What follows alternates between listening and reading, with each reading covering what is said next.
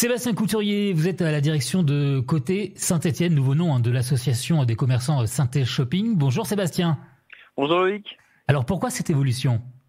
Alors côté Saint-Étienne, l'idée c'était d'avoir une association qui représente un peu plus le territoire de la ville de Saint-Étienne et pas seulement le centre-ville. Vous êtes commerçant, vous les connaissez, ces commerçants évidemment à Saint-Étienne. Comment se porte le commerce chez nous ? Alors on a une année 2021 qui est plutôt une bonne année. On a démarré très très fort avec des soldes qui étaient largement au-dessus de la moyenne nationale. Derrière, on a eu une édition de la braderie au mois de juin qui était plutôt bonne en termes de fréquentation. Et septembre, octobre, novembre, décembre, pour l'instant, sont croissants en termes de fréquentation dans la ville avec les compteurs piétons. Donc c'est des bonnes nouvelles. Quels sont les projets de votre association sur les prochaines semaines ou les prochains mois ? Qu'est-ce que vous allez faire ?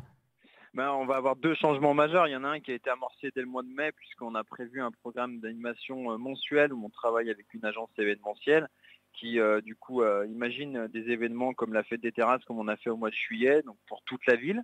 Et puis on a un deuxième volet qui est plus axé association de quartier où là on va venir travailler avec les associations de quartier.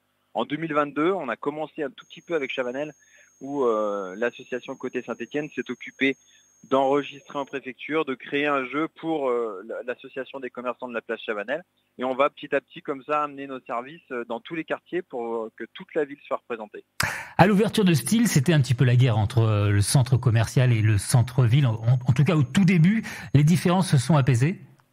Alors, je peux pas vraiment parler de différents. Disons qu'il y avait des craintes de la part de certains commerçants qui ont pas trop l'habitude peut-être de travailler à côté de grandes boutiques ou de boutiques qui sont présentes sur le marché en ligne.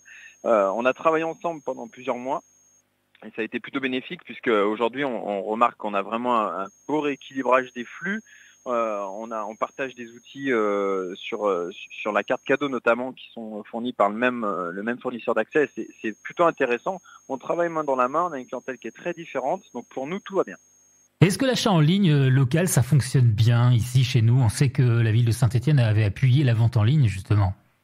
Alors l'achat en ligne, oui et non. L'achat en ligne en tant que tel, en fait, disons que la présence en ligne des commerçants est essentielle. Le click and collect fonctionne très bien. En fait, le Covid a mis en exergue les valeurs du local et c'est vrai qu'on en parlait lors de la soirée de lancement de Côté Saint-Étienne. Le local a quand même le vent en poupe et à Saint-Étienne, les gens aiment beaucoup le contact humain. Donc le click and collect permet vraiment de retrouver le produit en ligne et puis d'aller dire bonjour à son commerçant. Donc c'est quelque chose qui est indispensable.